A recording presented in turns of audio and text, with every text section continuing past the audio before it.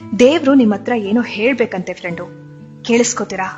ಬನ್ನಿ ಇಲ್ಲಿ ಕೂತ್ಕೊಳ್ಳಿ, ಕಣ್ಮುಚ್ಚಿ.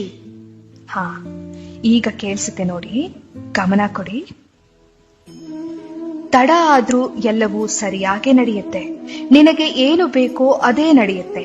ನಿನ್ನ ಬದುಕಿನಿಂದ ಕೆಲವರನ್ನ ನಾನು ತೆಗೆದಿದ್ದೇನೆ. ಅವರಿಗೆ ನಿನ್ನನ್ನು ಪಡೆಯುವ ಅರ್ಹತೆ ಇರಲಿಲ್ಲ. ನಿನ್ನ ಪ್ರಾರ್ಥನೆ ನಾ ಕೇಳಿದ್ದೇನೆ, ಹಾಗೆಯೇ ಅವರಾಡಿದ ಮಾತುಗಳನ್ನು ಕೇಳಿದ್ದೇನೆ. ನೀ ಕೇಳಿಸಿಕೊಳ್ಳದೇ ಇರುವ ಸತ್ಯಗಳು ನನಗೆ ಕೇಳಿಸಿದೆ.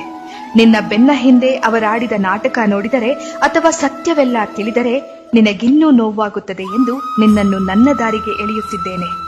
ಕಷ್ಟ, ಅವಮಾನ, ನಿಷ್ಠೂರದ ಮಾತುಗಳೆಲ್ಲವೂ ನಿನ್ನನ್ನು ನಾ ಪರೀಕ್ಷಿಸುತ್ತಿರುವ ವಿಧಾನಗಳು.